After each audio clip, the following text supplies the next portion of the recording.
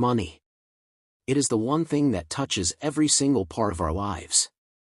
It decides where we live, what we eat, how we dress, and even how secure we feel about tomorrow. But here is the funny part. While money is everywhere, our understanding of money is deeply personal. Think about it for a second. Why is it that two people with the same salary can live completely different lives? One saves and invests, while the other spends and struggles. Why is it that someone becomes wealthy during a financial crisis, while another person loses everything? The answer is not simply numbers. It is not just about spreadsheets, calculators, or stock charts. It is about psychology. It is about behavior. It is about how our past shapes the way we think about money. And that is exactly what Morgan Housel explains in his brilliant book The Psychology of Money. Today, we are diving into Chapter 1, No One's Crazy. This is where it all begins, the foundation for understanding why people behave the way they do with money. So stay until the end, because once you truly understand this chapter, you will stop judging other people's financial decisions, and more importantly, you will start understanding your own. Let us start with the big idea. No one is crazy when it comes to money. Now you might be thinking, what do you mean no one is crazy? I have seen people make terrible financial choices. True, people do make decisions that seem completely irrational. But here is the twist. Those decisions make perfect sense to them, because they are shaped by their personal experiences. Imagine this. Two people are walking into the stock market for the very first time. The first person grew up watching their parents invest in the 1990s, when the stock market was booming. Every dollar they invested seemed to double. So for them, investing feels safe, even exciting. The second person, however, grew up watching their family lose everything in the 2008 financial crisis. Their parents lost jobs, their savings evaporated, and dinner table conversations were filled with fear. So for them, the stock market feels like a dangerous casino. Now, put these two people side by side and tell them both. You should invest for your future. One will say, yes, of course, that is how you grow wealth. The other will say, are you crazy? I will never put my money at risk like that. Who is right? Both of them. Because they are not reacting to logic, they are reacting to experience. And that is the first powerful lesson of Chapter 1. When it comes to money, people do not make decisions in spreadsheets. They make them at the dinner table. They make them at the grocery store. They make them based on fear, on hope, and on memories of what money once did to them. So the next time you see someone making a financial choice that looks stupid to you, remember. To them, it might be perfectly reasonable. If you grew up in the United States during the late 1970s, you experienced massive inflation. Prices were rising so fast that the value of your money was shrinking daily. If that was your reality, you probably grew up with a deep fear of inflation and a habit of saving aggressively. But if you grew up in Japan during the 1980s and 1990s, you saw the opposite, decades of deflation, where prices kept falling. In that environment, saving too much was not always the best move, sometimes spending made more sense. Now imagine these two people debating money on the internet. One says, you must save as much as possible. The other replies, no, saving too much is pointless, you should spend and enjoy life. Who is wrong? Neither. Both are speaking from their truth, their experience, their psychology of money. And this brings us to something really important. We cannot copy someone else's financial behavior blindly. Because what worked for them may not work for us. Their history is not our history. This is why financial advice often feels contradictory. One expert says, invest everything in stocks for long-term growth. Another says, do not risk too much, keep your money safe. And honestly, both are right in their own context. The trick is not to ask, what is the perfect money strategy? The trick is to ask, what strategy makes sense for me, given my story, my fears, and my goals? Let me ask you a question. What is the earliest memory you have about money? Was it getting a small allowance from your parents? Was it seeing someone struggle to pay bills? Or maybe it was your first job, holding that paycheck in your hands, feeling like you had power for the very first time. Whatever it was, that memory shaped you. And whether you realize it or not, it still guides the way you think about money today. So here is the main message of Chapter 1 in one line. No one is crazy. We all just come from different money worlds. Once you understand this, you will stop comparing yourself to others. You will stop judging people for their choices. And you will start focusing on the only financial journey that truly matters, your own. And that is just the beginning of Chapter 1. Next, we are going to dive deeper into why experiences shape behavior so strongly, and how this explains the wild, unpredictable world of money. Let us go deeper. Morgan Housel says something fascinating: people do not come to the world with a fixed idea about money. They learn it, the same way they learn how to behave, what to eat, or how to love. Your money mindset is built from your environment. If you were born in a poor country where financial systems were unstable, your idea of risk will be completely different from someone who grew up in a wealthy, stable economy. Someone who has seen inflation wipe out savings learns that holding cash can be dangerous. Someone who has seen stock markets crash may think investing is gambling. And someone who saw their family's business succeed may believe entrepreneurship is the only true path to wealth. Each of these people is living in their own version of financial reality. Housel gives a powerful comparison between people born in different decades. If you were born in 1950, you entered adulthood in the 1970s, when inflation and interest rates were high. You learned that debt was dangerous. If you were born in 1990, you grew up after the Great Recession, during a period of low inflation, low interest rates, and booming stock markets. You might think debt is normal and that the market always goes up. Same planet. Same economy. Totally different lessons. That is why we must understand that personal finance is truly personal. When we argue about money, we are really arguing about our life experiences. Housel writes that about 100 billion people have lived on this planet in history. Every one of them had different experiences with money. So expecting everyone to think about money in one single, rational way is unrealistic. In other words, the way you see money is not a reflection of your intelligence. It is a reflection of the world you grew up in. And this leads to one of the most humbling truths about finance. You can be smart and still make bad financial decisions. Because intelligence does not automatically make you immune to emotions. For example, in the 2008 global financial crisis, there were many smart people, bankers, economists, investors, who lost everything. They were not dumb. They just made decisions based on beliefs shaped by years of growth and optimism. When reality changed, their psychology could not adjust quickly enough. The lesson here is, never assume that intelligence equals good behavior. Financial success is not a science problem. It is a behavior problem. It is about how you act when things go wrong, not how much you know when things go right. This also means that luck and risk play massive roles in money. You can make a perfect decision and still lose money. You can make a terrible decision and still get rich. Because life is not a spreadsheet, it is a series of unpredictable events. So when you see someone succeed, do not automatically assume they are smarter or more disciplined than you. Sometimes, they just got lucky. And when someone fails, do not assume they are stupid or lazy. Sometimes, they just got unlucky. Understanding this helps you become less judgmental and more grounded. It teaches you to focus on your own actions, things you can control, instead of comparing yourself to others. Let us take an example. Imagine two investors.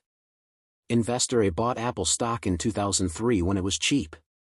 They held it for 20 years and became a millionaire. Investor B bought a small business in 2003, worked hard for 20 years, and also became a millionaire. Who is smarter? Neither.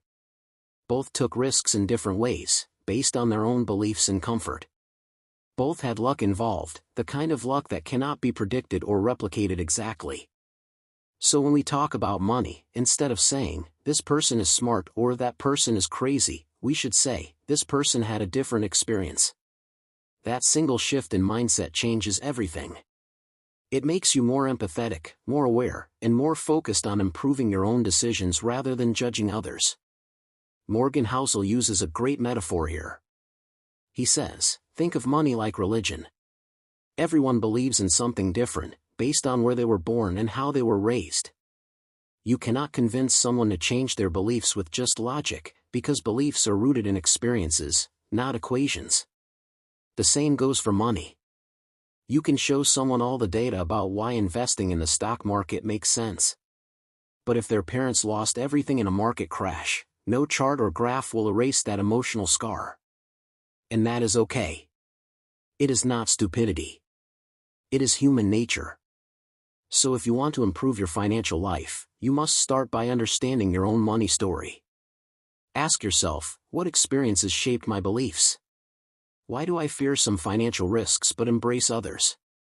Why do I save or spend the way I do? Once you start answering these questions honestly, you will begin to understand that financial behavior is not random. It is logical once you understand the logic of your own past.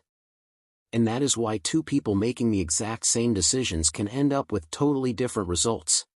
Money is not just about skill or intelligence. It is about temperament, patience, and emotional control. Morgan Housel writes that financial success is not about what you know, but about how you behave. And behavior is hard to teach, even to smart people. Think about it, schools teach math, economics, and business, but very few teach how to control greed or fear. Yet those two emotions determine more financial outcomes than any formula ever will. Let's take an example from real life.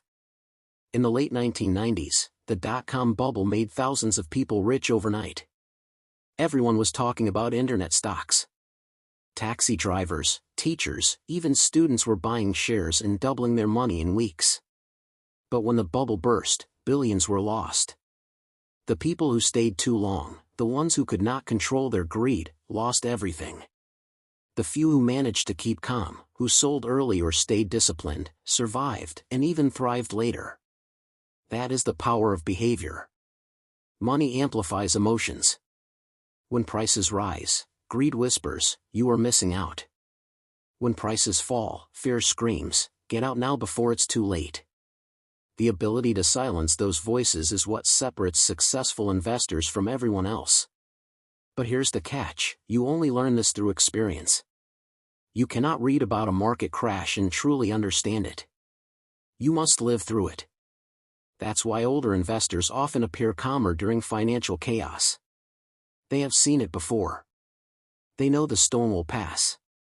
Younger investors, however, might panic, not because they are stupid, but because they have not yet felt that kind of loss. They are learning their first big lesson. Housel reminds us that every generation must learn the hard way. Each one gets its own crisis, its own moment of panic, its own chance to develop financial scars and wisdom. That's how behavior evolves. Let's think about another example, real estate. Some people believe buying a house is the safest investment. Others believe renting and investing elsewhere is smarter. Who is right? It depends on what they've seen. If you grew up in a place where property prices doubled every decade, owning a house feels like the ultimate goal. If you grew up during a housing crash where people lost homes and went bankrupt, you might avoid real estate altogether. Neither view is wrong.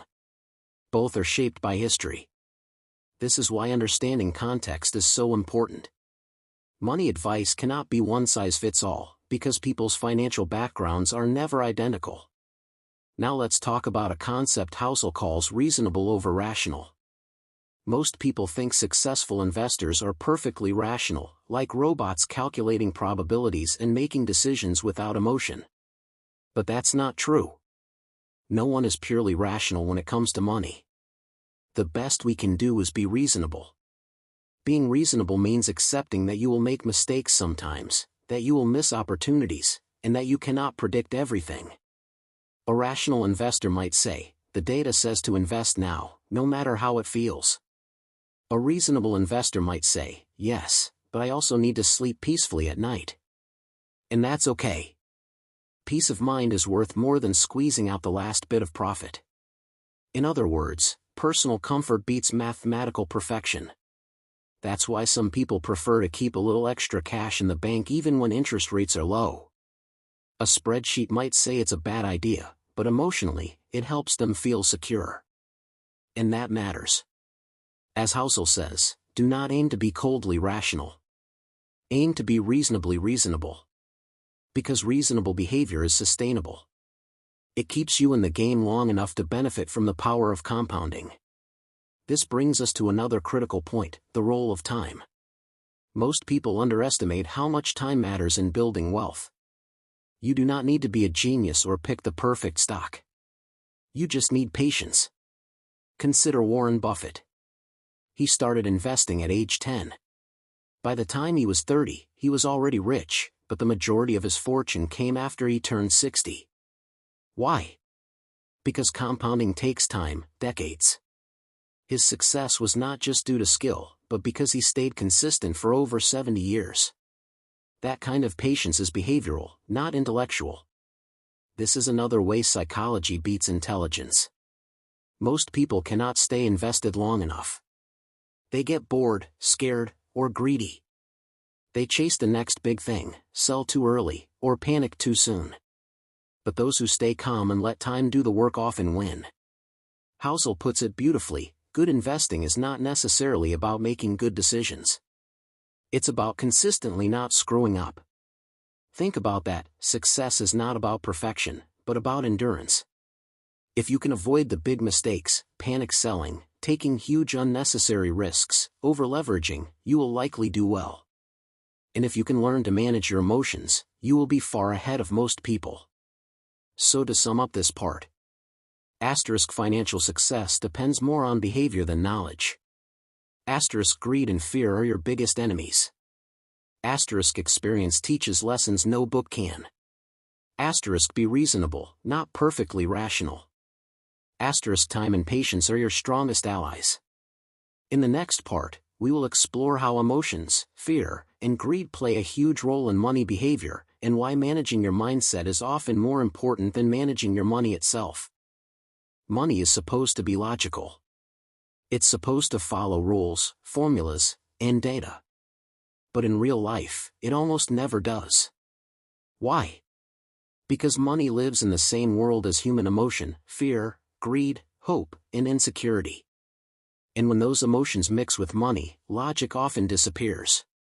In Chapter 1's Final Ideas, Morgan Housel reminds us that everyone you meet has a story behind their financial behavior.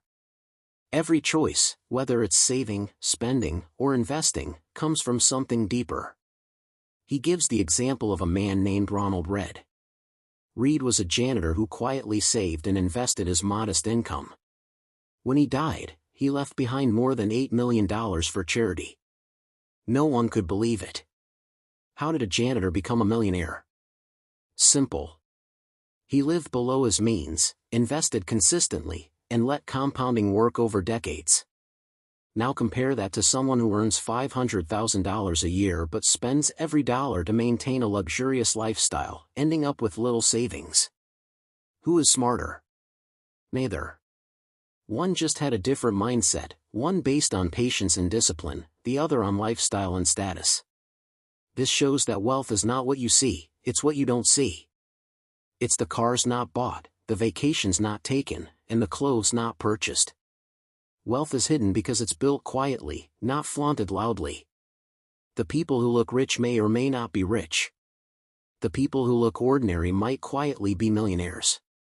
So when you see others spending or saving differently, remind yourself, you are not living their life, and they are not living yours.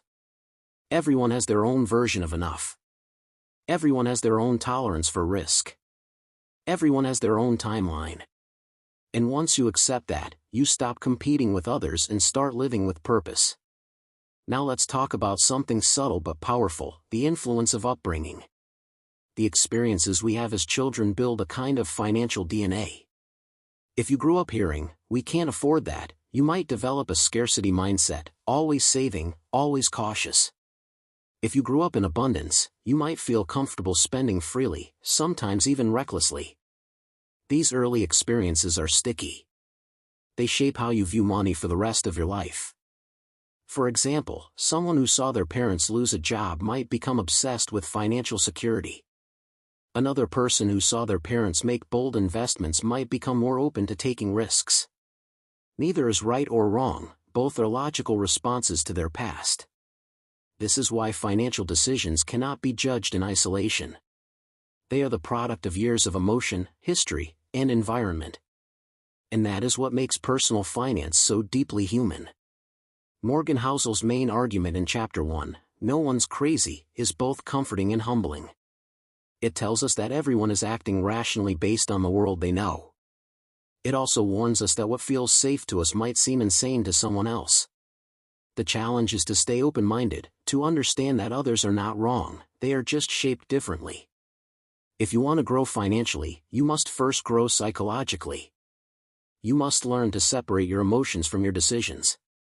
You must learn to observe your habits and ask, where did this belief come from? When you do that, you gain something far more valuable than money, awareness.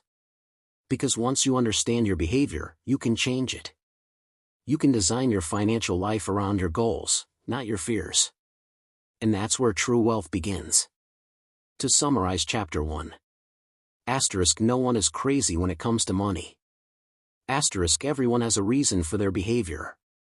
Asterisk, our money decisions make sense only in the context of our experiences. Asterisk, judging others is useless, understanding them is powerful. Asterisk, the key to financial success starts with self-awareness. So as we end this chapter, take a moment to reflect.